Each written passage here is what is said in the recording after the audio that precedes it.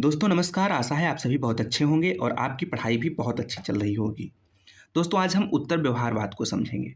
इससे पहले के लेक्चर में हमने व्यवहारवाद को देखा था, पढ़ा था। व्यवहारवाद के जस्ट बाद की कड़ी है उत्तर व्यवहारवाद। बहुत इंपॉर्टेंट है, इससे बहुत सवाल पूछे जाते हैं। अगर आप चैनल पर नए हैं तो प्लीज़ चैनल को सब्सक्राइब कर लीजिए और उत्तर व्यवहारवाद को पढ़ने से पहले आप चैनल पर जा करके व्यवहारवाद को समझ लें, ताकि उत्तर व्यवहार आपको बहुत अच्छे से समझ में आए। तो चलिए शुरू करते हैं हम उत्तर व्यवहारवाद को। तो जो हमारा व्यवहारवाद था, पहले हम थोड़ा सा संक्षिप्त परिचय व्यवहारवाद का देख लेते हैं। व्यवहारवाद क्या था? व्यवहारवाद में मुख्यतः ये कहा गया कि राजनीति का जो अभी तक हम अध्ययन कर रहे हैं, दर्शन, मूल्य, संस्था, इतिहास आदि के आधार पे, वो अध्ययन पद्धति सही नहीं है। तो इस अध्ययन पद्धति को हटा करके हमें वैज्ञानिक अध्ययन पद्धति अपनानी है, तार्किक प्रत्यक्षवाद को अपनाना है, तथ्यों पर और टेक्निक्स पे फोकस करना है। ये अध्ययन पद्धति अपनाने की बात की किसने? व्यवहारवाद ने। इसका परिणाम ये हुआ कि काम तो बहुत हुआ, लेकिन जो आउटपुट आए, जो निष्कर्ष आए, उनमें तथ्य और तथ्यों की भरमार थी, टेक्निक्स की भरमार थी, लेकिन मूल्य और दर्शन पूरी तरीके से गायब थे। मूल्य और दर्शन क्या हुआ? राजनीति विज्ञान के जो आउटपुट, जो शोध हुए, उनमें से गायब हो गए।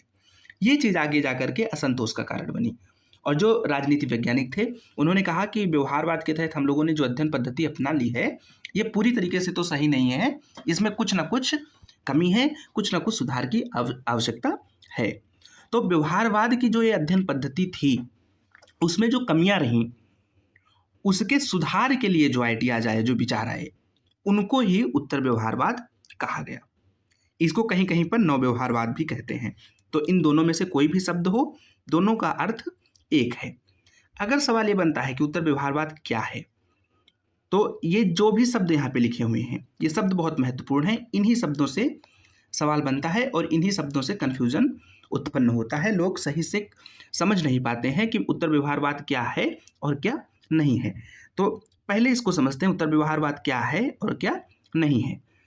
उत्तर व्यवहारवाद व्यवहारवाद की कमियों में सुधार है। व्यवहारवाद में जो कमी रह गई, उनका सुधार है उत्तर व्यवहारवाद। यह एक वास्तविक क्रांति है, ये एक विकास है, डेवलपमेंट है। ये भविष्योन्मुख कदम है। ये ऐसा कदम है, ऐसा कदम उठाया गया है राजनीति विज्ञानियों की तरफ से, जो भविष्य की ओर देखता है, आगे बढ़ने की प्रेरणा देता है। तथ्य व मूल्यों का समन्वय है उत्तर व्यवहारवाद। परंपरावाद और व्यवहारवाद में समन्वय है। तो ये क्या, किस चीज़ की विशेषताएं हैं? ये हैं उत्तर व्यवहारवाद की विशेषताएं। कि अगर कोई पूछे उत्तर व्यवहारवाद क्या है, ऑप्शन दे दे 4, तो उसमें से ये ऑप्शन जो हैं, ये उत्तर व्यवहारवाद के बारे में सही हैं। अब कंफ्यूज कैसे करता है? कुछ चीज़ें ऐसी दे देगा जो उत्तर व्यवहारवाद नहीं है। तो ये भी जान लीजिए कि उत्तर व्यवहारवाद क्या नहीं है। तो कहीं कहीं पे आपको लिखा मिलेगा कि ये व्यवहारवाद का विरोध है या व्यवहारवाद की अस्वीकृति है। तो ये बात क्या है? ये बात गलत है। ये व्यवहारवाद का विरोध नहीं है, ये व्यवहारवाद की अस्वीकृति नहीं है, ये व्यवहारवाद में सुधार है। ये प्रतिक्रांति मतलब एंटी रिवोल्यूशन, मतलब किसी चीज़ को उखाड़ के फेंक देना, एकदम खत्म कर देना उसको।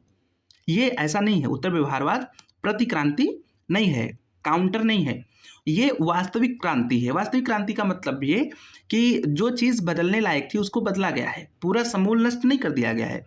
जहाँ पे कमी थी उस कमी को दूर किया गया है। तो ये वास्तविक क्रांति है, ना कि प्रतिक्रांति। ठीक है, ये प्रतिक्रिया नहीं है, ये विकास है। प्रतिक्रिया क्या होती है कि कोई एक्शन हुआ, उसके ऊपर रिएक्शन किया गया, ये चीज़ें चलती रहती हैं। तो ऐसा नहीं है, ये डेवलपमेंट है। एक व्यवहारवाद आया, उसमें कुछ कमी दिखी, तो उसमें उस कमी को पूरा किया गया। तो जब किसी कमी को पूरा किया जाता है, किसी चीज़ में कोई कमी होती है, तो जब उस कमी को पूरा किया जाता है तो वो क्या है? वो डेवलपमेंट होता है। तो ये प्रतिक्रिया नहीं है किसी प्रतिक्रिया क्या होती है? अपोजिट होती है। तो ये प्रतिक्रिया नहीं है, ये क्या है? ये डेवलपमेंट है। ये अनुरक्षण नहीं है। अनुरक्षण का मतलब होता है कोई हमारी परंपरा है, उसको बचाने का प्रयास। तो ये ऐसा नहीं है कि ये परंपरावाद था, परंपरावाद के विरोध में व्यवहारवाद आया था, तो उत्तर व्यवहारवाद कह रहा है कि नहीं, व्यवहारवाद को हटा करके फिर से परंपरावाद की तरफ बढ़े चलो। ये परंपरावाद का अनुरक्षण नहीं है, ये भविष्य की ओर बढ़ता हुआ कदम है। ये नहीं कहता पीछे लौट चलो, ये आगे देख रहा है और आगे देखने के लिए, आगे बढ़ने के लिए क्या जरूरी है वो कदम उठाने की बात कर रहा है। तो ये अनुरक्षण नहीं है, ये भविष्योन्मुख कदम है, भविष्य की ओर बढ़ता हुआ कदम है। पीछे हटने की प्रवृत्ति नहीं है उत्तर व्यवहारवाद, आगे देख रहा है, आगे बढ़ रहा है। ये तथ्यों की अस्वीकृति नहीं है। कई बार कंफ्यूजन ये होता है कि लोग ये मान लेते हैं कि उत्तर व्यवहारवाद का मतलब कि व्यवहारवाद में कहते थे तथ्यों पर ध्यान दो, तो उत्तर व्यवहारवाद में कहेंगे नहीं, अब तथ्यों पर ध्यान नहीं देना है, मूल्यों पर ध्यान देना है। ऐसा नहीं है, ये तथ्यों की अस्वीकृति नहीं है, ये तथ्यों को स्वीकार करता है, लेकिन तथ्यों के साथ साथ ये मूल्यों के महत्व को भी स्वीकार करता है और तथ्य तथा मूल्य में समन्वय बनाने का प्रयास करता है। कौन? उत्तर व्यवहारवाद। ये व्यवहारवाद की परंपरावाद की पुनरावृत्ति नहीं है। कई बार आलोचक कहते हैं कि जो उत्तर व्यवहारवाद है ये परंपरावाद की पुनरावृत्ति है, ये फिर से परंपरावाद को स्थापित करना चाहता है, लेकिन ऐसा नहीं है। ये परंपरावाद की पुनरावृत्ति नहीं है, ये परंपरावाद और व्यवहारवाद के बीच में समन्वय बनाने का प्रयास करता है। तो आपने देखा कि उत्तर व्यवहारवाद क्या है और उत्तर व्यवहारवाद क्या नहीं है। अगर समझ में ना आया हो तो वीडियो को बैक करके आप फिर से एक बार देख लीजिए, क्योंकि जब भी सवाल बनेगा तो इसमें से जरूर बनेगा। चलिए आगे देखते हैं, इसकी घोषणा कब हुई? 1969 ईस्वी में इसकी घोषणा हुई। पहला सवाल यहाँ से बनेगा। घोषणा कहाँ हुई? न्यूयॉर्क के अमेरिकन पॉलिटिकल साइंस एसोसिएशन के सम्मेलन में हुई। और इसके अध्यक्ष कौन थे? इसके अध्यक्ष थे डेविड ईस्टन, और वही इसकी घोषणा किए थे। किस चीज़ की? उत्तर व्यवहारवाद की। तो उत्तर व्यवहारवाद की घोषणा किसने करी थी? डेविड ईस्टन ने करी थी। कब करी थी? 1969 में करी थी। अमेरिकन पॉलिटिकल साइंस एसोसिएशन के अपने अध्यक्षीय भाषण में की थी। अब देखते हैं कि इसके उद्भव के कारण क्या हैं।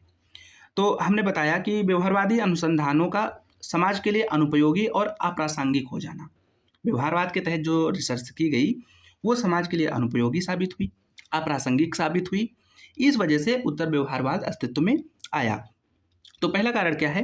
व्यवहारवाद की अत्यधिक वैज्ञानिकता और तकनीकी जटिलता।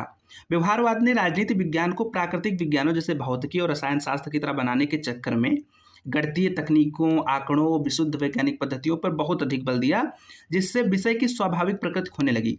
भाई राजनीति किससे जुड़ी है? मनुष्य से जुड़ी हुई है। पशु पक्षी राजनीति नहीं करते हैं ना, मनुष्य करता है। तो और मनुष्य का व्यवहार क्या है? डायनेमिक है। तो इसमें तकनीकी, आंकड़ा, मशीनीकरण इतना ज़्यादा बढ़ गया व्यवहारवाद के तहत कि जो स्वाभाविक प्रवृत्ति है राजनीति की, डायनेमिक होना, बदलते रहना, वो प्रकृति खोने लगी। जाहिर सी बात है, असंतोष होगा, नई पद्धति खोजी जाएगी। तो वही परिणाम था उत्तर व्यवहारवाद। तो उसके बाद दूसरा कारण क्या है? मूल्य निरपेक्षता का विरोध। व्यवहारवाद ने क्या किया? मूल्य निरपेक्ष होने का प्रयास किया कि हमें मूल्यों पर अध्ययन नहीं करना है, हमें किसका अध्ययन करना है? तथ्यों का अध्ययन करना है। तो व्यवहारवाद की मूल्य निरपेक्षता का विरोध किया गया और कहा गया कि मूल्यों के बिना जो राजनीति विज्ञान है वो निष्प्राण है और निरर्थक है। अगर राजनीति विज्ञान के अध्ययन में हम मूल्यों पे ध्यान नहीं देंगे, हम ये नहीं देखेंगे कि कौन सी स्टडी सोसाइटी के लिए वैल्यूएबल है, कौन सी वैल्यूएबल नहीं है, तो फिर वो अध्ययन किसी काम का नहीं है। तो ये बात किसने कही? उत्तर व्यवहारवादियों ने कही कि जो व्यवहारवादियों की मूल्य निरपेक्षता है ये ठीक नहीं है, उसका विरोध किया गया और इस प्रकार उत्तर व्यवहारवाद अस्तित्व में आया। चलिए आगे देखते हैं। समाज की तत्कालीन वैश्विक समस्याओं का समाधान ना कर पाना। 1960 के दशक में दुनिया और अमेरिका कई संकटों जैसे वियतनाम युद्ध, नस्लीय हिंसा, गृह युद्ध की स्थिति, परमाणु का खतरा इत्यादि स्थितियां थी जिनसे व्यवहारवाद नहीं निपट पाया। व्यवहारवाद इनसे निपटने का कोई समाधान प्रस्तुत नहीं कर पाया। तो उत्तर व्यवहारवाद का अस्तित्व में आना ही था। शोध की अप्रासंगिकता, इरिलेवेंस, जो भी रिसर्च किए गए वो इरिलेवेंस थे, समय के साथ जुड़ नहीं पा रहे थे, समस्याओं के साथ जुड़ नहीं पा रहे थे। इसीलिए ईस्टन ने कहा कि असंगत आंकड़ों से बेहतर अस्पष्ट अवधारणाएं हैं यदि वो प्रासंगिक हों। ये इंपॉर्टेंट स्टेटमेंट है, परीक्षा में पूछा जाएगा कि ऐसे आंकड़े आप प्राप्त करिए जो असंगत हों, मतलब वो प्रासंगिक है ही नहीं, उनका कोई रिलेवेंस ही नहीं है कहीं पे।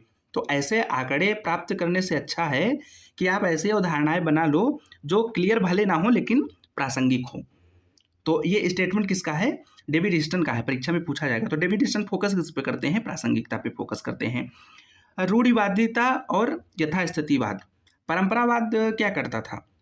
मौजूदा राजनीतिक व्यवस्था का समर्थन करता था और ये प्रयास करता था कि वो स्थितियां वैसी कि वैसी बनी रहें। वो सामाजिक परिवर्तन के ऊपर बहुत ज़्यादा ध्यान नहीं देता था, यथास्थिति बनाए रखने का प्रयास करता था, जिसका आगे चल करके विरोध किया गया। तकनीकी को विषय वस्तु से अधिक महत्व देना। व्यवहारवाद ने विषय वस्तु को पीछे छोड़ा और तकनीकी पे ज़्यादा फोकस किया। इसीलिए उत्तर व्यवहारवाद आया और उसने क्या कहा कि शोध किस विषय पर किया जाए, इससे ज़्यादा जरूरी है कि शोध की विषय वस्तु को प्रासंगिक बनाया जाए और प्राथमिक बनाया जाए। इसके अतिरिक्त बुद्धिजीवियों के सामाजिक दायित्व की उपेक्षा। व्यवहारवाद क्या कहता था? व्यवहारवाद कहता था, उसका मानना था कि जो राजनीति वैज्ञानिक हैं उनका काम सिर्फ रिसर्च करना है, एक्शन उनका काम नहीं है। तो वो लोग क्या किए, बंद कमरे में बैठ करके रिसर्च ही करते रहे। उत्तर व्यवहारवाद ने क्या कहा कि नहीं, आपका काम सिर्फ रिसर्च करना नहीं है, अगर समाज में कोई समस्या है तो आप समाज में निकल करके वास्तविक कार्यवाही भी करिए। ये बुद्धिजीवियों की भूमिका है।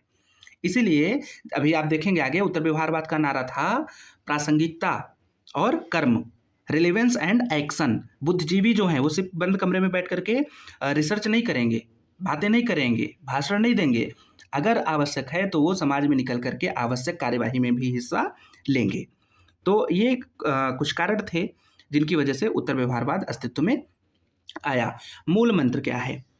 उत्तर व्यवहारवाद के 3 मूल मंत्र हैं, प्रासंगिकता, कर्म और सार तत्व। ये 3 मूल मंत्र हैं उत्तर व्यवहारवाद के। नारे 2 हैं। नारे क्या हैं? प्रासंगिकता व कर्म, रिलेवेंस एंड एक्शन। माइकल हंस कहते हैं कि जो परंपरावाद था वो वाद था, इसके प्रतिवाद के रूप में आया व्यवहारवाद और संवाद के रूप में आया उत्तर व्यवहारवाद। तो अगर आपसे सवाल पूछ ले पेपर में कि उत्तर व्यवहारवाद को संवाद किसने कहा, तो माइकल हंस ने कहा। या सवाल ये पूछ सकता है कि माइकल हंस के अनुसार उत्तर व्यवहारवाद क्या है, तो ये व्यवहारवाद और परंपरावाद का संवाद है। किसने कहा? माइकल हंस ने। तो माइकल हंस के अनुसार परंपरावाद वाद है, व्यवहारवाद प्रतिवाद है और उत्तर व्यवहारवाद संवाद है। इसको आप अच्छे से समझिए। डेविड ईस्टन ने 7 धर्म बताएं, 7 सिद्धांत बताएं उत्तर व्यवहारवाद के, जिनको क्रेडो ऑफ रिलेवेंस के नाम से जाना जाता है। इनकी संख्या कितनी है? सबसे पहला सवाल यहीं से बनता है कि इनकी संख्या कितनी है, तो इनकी संख्या है 7। डेविड ईस्टन ने उत्तर व्यवहारवाद के 7 सिद्धांत बताए हैं जिनको क्रेडो ऑफ रेलेवेंस कहते हैं। ये कौन कौन से हैं? तकनीकी के बजाय सार तत्व, तकनीकी पे ध्यान नहीं देना है, सार तत्व पे ध्यान देना है। सामाजिक परिवर्तन पे बल, ऐसी रिसर्च करनी है जो समाज में कुछ परिवर्तन ला सके। समस्या निदान पे बल, कोई प्रॉब्लम है तो उसको प्रॉब्लम को सॉल्व करने के लिए रिसर्च करिए, उसके सोल्यूशन दीजिए। मूल्यों को महत्व दीजिए, कौन सी चीज़ वैल्यूएबल है, कौन सी चीज़ वैल्यूएबल नहीं है, इस पर ध्यान दीजिए। बुद्धिजीवियों की भूमिका, बुद्धिजीवी सिर्फ कमरे में बैठ करके बात ना करें, गपशप ना करें, जरूरत पड़ने पर एक्शन भी लें। कर्मनिष्ठ विज्ञान, व्यवहारवाद क्या कहता था? वस्तुनिष्ठ विज्ञान पे हमको फोकस करना, प्योर साइंस बनाने पे फोकस करता था। ये कहता था नहीं, एक्शन साइंस, ऐसा विज्ञान डेवलप करना है जो कर्मनिष्ठ हो, जिसको प्रयोग में लाया जा सके, जिसको एक्शन में लाया जा सके। व्यवसाय का राजनीतिकरण। तो ये 7 लक्षण हैं जो डेविड ईस्टन ने बताए हैं, यहाँ से भी सवाल बनता है। प्रमुख विद्वान, उनकी पुस्तकें व संबंधित विचार। तो सबसे पहले डेविड ईस्टन का नाम आता है। डेविड ईस्टन उत्तर व्यवहारवाद के जनक हैं, व्यवहारवाद के जनक भी यही हैं। तो डेविड ईस्टन कौन है? उत्तर व्यवहारवाद के जनक हैं। इन्होंने ही 1969 में अपने अध्यक्षीय भाषण में घोषणा करी थी। और जो पेपर ये पढ़ रहे थे वहाँ पे, उस पेपर का नाम था, उस लेख का नाम था the new revolution in political science. ये आर्टिकल पूछा जा सकता है। कौन सा आर्टिकल पढ़ रहे थे डेविड ईस्टन? वो आर्टिकल था the new revolution in political science. 1969 में इन्होंने अपने भाषण में इसको पढ़ा था, जहाँ से उत्तर व्यवहारवाद की घोषणा हुई थी। केंद्रीय विषय क्या था इसका? इसका केंद्रीय विषय ये था कि केवल वैज्ञानिक शुद्धता पर्याप्त नहीं है, राजनीति विज्ञान को प्रासंगिक और कर्म, क्रिया, एक्शन से जुड़ना होगा। फिर इन्होंने 7 सिद्धांत बताए, प्रासंगिक सिद्धांत, जो आपने भी ऊपर यहाँ पर देखे हैं। एक बात यहाँ पे गौर करने की है, वो ये है कि ईस्टन की जो 1953 में लिखी गई पुस्तक थी दी पॉलिटिकल सिस्टम, ये व्यवहारवाद से संबंधित थी। ये कन्फ्यूजन करने के लिए ये चीज़ आपसे पूछी जा सकती है कि डेविड ईस्टन की इस पुस्तक पॉलिटिकल सिस्टम ये किससे संबंधित है? तो ये व्यवहारवाद से संबंधित है। और the new revolution in political science ये उत्तर व्यवहारवाद से संबंधित है। तो इन दोनों को बहुत अच्छे से देख लीजिएगा ताकि कन्फ्यूजन ना रहे। आगे देखते हैं इनके कुछ महत्वपूर्ण कथन। तो तकनीकी से पहले सार या विषय वस्तु होनी चाहिए। उत्तर व्यवहारवाद के दो नारे हैं, प्रासंगिकता और कर्म। ये किसका विचार है? ये डेविड ईस्टन का विचार है। जानना ही कार्य करने का उत्तरदायित्व स्वीकार करना है और कार्य करने का अर्थ समाज के पुनर्निर्माण में संलग्न होना है। ये किसका स्टेटमेंट है? ये भी डेविड ईस्टन का स्टेटमेंट। ये जितने भी स्टेटमेंट यहाँ पे लिखे हैं ये सारे डेविड ईस्टन के स्टेटमेंट हैं।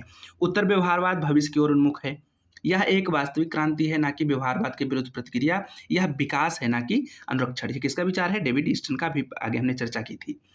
अप्रासंगिक सुनिश्चितता से अस्पष्ट होना कम बुरा है। किसका विचार है? डेविड ईस्टन का विचार है। शोध यदि सिद्धांत से अनुप्राणित नहीं है यह महत्वहीन है, और सिद्धांत यदि आधार सामग्री से संबंधित नहीं है तो ये व्यर्थ है। ये किसका विचार है? डेविड ईस्टन का विचार है। जानने का अर्थ है कार्य करने का उत्तरदायित्व तो अपने हाथ में लेना, और कार्यरत होने का अर्थ है समाज के पुनर्निर्माण में अपने आप को लगा देना। ये किसका विचार है? डेविड ईस्टन का। यहाँ से एक अलग सवाल भी पूछ सकता है। क्या पूछ सकता है कि डेविड ईस्टन के अनुसार जानने का अर्थ क्या है? तो डेविड ईस्टन के अनुसार जानने का अर्थ है कार्य करने का दायित्व तो अपने हाथों में लेना, और कार्यरत होने का अर्थ क्या है? डेविड ईस्टन के अनुसार, डेविड ईस्टन के अनुसार कार्यरत होने का अर्थ है समाज के पुनर्निर्माण में अपने आप को लगा देना। तो ये दो सवाल यहाँ से और बन सकते हैं। इसके बाद अगले विचारक हैं क्रिश्चियन बे। इनकी पुस्तक है द स्ट्रक्चर ऑफ फ्रीडम, 1958 में लिखी गई। इसका केंद्रीय विषय है, इन्होंने क्या कहा कि व्यवहारवादी राजनीति विज्ञान पर केवल व्यवस्था के अनुकूल शोध करने का आरोप लगाया। इन्होंने कहा कि जो व्यवहारवादी वैज्ञानिक हैं ये सिर्फ और सिर्फ जो व्यवस्था जैसी है वो वैसी बनी रहे, इस दृष्टि से शोध किया। इन्होंने परिवर्तन की दृष्टि से शोध नहीं किया। तो स्टेटस को, जैसा स्टेटस है वैसा स्टेटस बना रहे, ऐसा शोध किया व्यवहारवादियों ने, ऐसा आरोप लगाया क्रिश्चियन बे ने। और इन्होंने इसको कहा कि जो व्यवहारवाद है ये छद्म विज्ञान है। ये हमने व्यवहारवाद वाले चैप्टर में भी पढ़ा था कि व्यवहारवाद को छद्म विज्ञान किसने कहा, छद्म राजनीति किसने कहा? तो क्रिश्चियन बे ने कहा था। क्रिश्चियन बे की पुस्तक है द स्ट्रक्चर ऑफ फ्रीडम। ये इनका स्टेटमेंट है, आप पढ़िएगा। इनका मानना था कि राजनीति विज्ञान को मानव कल्याण और स्वतंत्रता के लिए कार्य करना चाहिए। इसके बाद लियो स्ट्रास। लियो स्ट्रास ने क्या कहा था? हमने व्यवहारवाद वाले चैप्टर में पढ़ा था कि जो व्यवहारवादी हैं ये अपने घर को जलता हुआ हंसता देख रहे हैं। ये इनका घर जल रहा है और ये हंस रहे हैं उसको देख करके, क्योंकि इनको नहीं पता है कि वास्तव में क्या हो रहा है। ऐसा लियो स्ट्रास ने कहा था, हमने पिछले लेक्चर में देखा था। इनकी पुस्तक क्या कौन सी है? इनकी पुस्तक है व्हाट इज पॉलिटिकल फिलॉसफी। ये 1959 में लिखी गई। इसका केंद्रीय विषय क्या है? व्यवहारवाद के मूल्य निरपेक्षता के सिद्धांत की कड़ी आलोचना। तो लियो स्ट्रास ने क्या किया है? लियो स्ट्रास ने अपनी पुस्तक व्हाट इज पॉलिटिकल फिलॉसफी में जो व्यवहारवादियों का मूल्य निरपेक्षता का भाव है उसकी आलोचना करी है, और कहा है कि बिना मूल्यों और नैतिकता के राजनीति विज्ञान अंधा और दिशाहीन हो जाता है। किसने कहा कि मूल्यों के बिना राजनीति विज्ञान अंधा और दिशाहीन हो जाता है? ये लियो स्ट्रास ने कहा। मूल्य निरपेक्ष राजनीति की विज्ञान की स्थिति वैसी ही है जैसे कोई रोम के जलने के समय बांसुरी बजा रहा हो। ये स्टेटमेंट बहुत इंपॉर्टेंट है, और ये स्टेटमेंट किसका है? ये स्टेटमेंट लियो स्ट्रास का है। एक और विचारक हैं थॉमस कुहन। थॉमस कुहन की पुस्तक है the structure of scientific revolution, 1962 में लिखी गई है। इसका विषय क्या है? ये राजनीति विज्ञानी नहीं थे। थॉमस कुहन जो हैं ये राजनीति विज्ञानी नहीं थे। इन्होंने पैराडाइम शिफ्ट नामक विचार दिया था। तो पैराडाइम शिफ्ट विचार किसका था? थॉमस कुहन का था। और इस विचार ने डेविड ईस्टन को और अन्य विद्वानों को उत्तर व्यवहारवादी क्रांति लाने की वैचारिक प्रेरणा दी। तो अगर सवाल आपसे ये पूछ ले कि डेविड ईस्टन या अन्य विद्वानों को उत्तर व्यवहारवाद की वैचारिक प्रेरणा किससे मिली, तो वो मिली थॉमस कुहन से। किस विचार से? पैराडाइम शिफ्ट के विचार से। पैराडाइम शिफ्ट विचार किसका है? थॉमस कुहन का है। थॉमस कुहन की पुस्तक कौन सी है? The structure of scientific revolution, 1962 में लिखी गई। इनका कथन क्या था कि जब पुराना प्रतिमान नई समस्याओं और संकटों को हल करने में विफल हो जाता है, तब एक नई वैज्ञानिक क्रांति का जन्म होता है। किसका स्टेटमेंट है? थॉमस कुहन का। तो एक एक लाइन बहुत इंपॉर्टेंट है, आप एक एक लाइन को बढ़िया अच्छे से याद कर लें। आगे देखते हैं अब इन सबको संक्षेप में। The new revolution in political science 1969 David Easton का लेख है। इसमें इन्होंने प्रासंगिकता और कर्म की बात की और उत्तर व्यवहारवाद की घोषणा करी। इसके बाद द स्ट्रक्चर ऑफ फ्रीडम 1958 में लिखी गई, किसकी है? क्रिश्चियन बे की है। इसमें इन्होंने इस बात पे बल दिया कि राजनीति विज्ञान के अध्ययन का उद्देश्य मानव आवश्यकताओं व स्वतंत्रता की पुनर्स्थापना होना चाहिए। व्हाट इज पॉलिटिकल फिलॉसफी 1959 लियो स्ट्रास। इन्होंने क्या कहा? इन्होंने मूल्य निरपेक्षता का खंडन किया और नैतिक मूल्यों पर बल दिया। The structure of scientific revolution 1962 Thomas Kuhn. इन्होंने क्या कहा? ज्ञान के क्षेत्र में पैराडाइम परिवर्तन का सिद्धांत इन्होंने दिया, जो वैचारिक प्रेरणा स्रोत है उत्तर व्यवहारवाद का। इसके बाद the governmental process 1951 David Truman की रचना है। इसमें इन्होंने बहुलवाद एवं दबाव या हित समूहों पर चर्चा की है। तो यहाँ इनमें से सवाल क्या पूछे जाएंगे? या तो इनमें से पूछेगा कि ये रचना किसकी है, कब लिखी गई, और या फिर ये पूछेगा कि इनका जो केंद्रीय विषय है वो क्या है, या विषय दे देगा। जैसे कहेगा कि डेविड ईस्टन ने प्रासंगिकता और कर्म की चर्चा कहाँ पे की है, कई सारे ऑप्शन होगा, उसमें ये ऑप्शन भी होगा, तो ये ऑप्शन उसमें से सही होगा। ठीक है, तो इस तरीके से सवाल इसमें से पूछे जाएंगे। अगली रचना है व्हाट इज पॉलिटिकल फिलॉसफी। ये 1959 में लिखी गई लियो स्ट्रास की पुस्तक है। अभी ऊपर भी हमने देखा था। इन्होंने परंपरागत राजनीतिक दर्शन का समर्थन किया। परंपरागत राजनीतिक दर्शन का समर्थन मतलब मूल्यों का समर्थन किया, और प्रत्यक्षवाद की आलोचना की, मतलब जो मूल्य निरपेक्षता का भाव था उसका खंडन किया और नैतिकता और मूल्यों पर बल दिया। किसने? लियो स्ट्रास ने। पुस्तक इनकी कौन सी है? What is political philosophy. कब लिखी गई थी? 1959 में लिखी गई। The behavioural persuasion in politics 1963 Heinz Eulau की पुस्तक है। किसकी? हैंज यूला की। व्यवहारवाद व मानव केंद्रित। इन्होंने इस पुस्तक में व्यवहारवाद व मानव केंद्रित अध्ययन किया है। इनका कहना क्या था? इनका कहना था ये व्यवहारवाद की बहुत इंपॉर्टेंट रचना है। इन्होंने मानव को केंद्र बना करके अपना अध्ययन किया, और इनका कथन था बहुत important, root is man. Root is man, मूल में मनुष्य है, मनुष्य ही जड़ है हर चीज की। ये किसका कथन है? ये हैंजुला का कथन, इनकी पुस्तक ये है। और कब प्रकाशित हुई? 1963 में।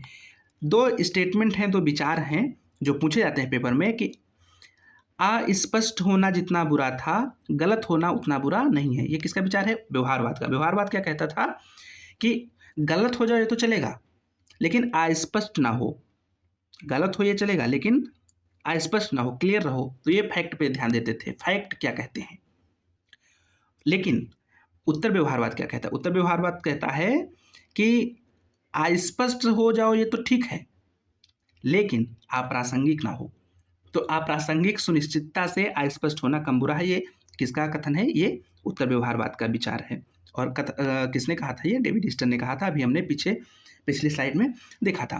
तो ये थी उत्तर व्यवहारवाद पे कुछ खास बातें। आशा है आप सभी को चीज़ें समझ में आई होंगी। एक बार इसको रिपीट करके फिर से देखिएगा, सारी चीज़ें समझ में आ जाएंगी। और 100% यकीन करिए कि परीक्षा में आपको इनसे सवाल जरूर मिलेंगे। जो पूरा लेक्चर है इससे आपको सवाल जरूर मिलेंगे। तो आज के लिए बस इतना ही। चैनल को सब्सक्राइब जरूर करें। बहुत जल्द मिलते हैं एक नए लेक्चर के साथ। तब तक खुश रहिए, मस्त रहिए, बढ़िया मस्त पढ़ते रहिए। धन्यवाद।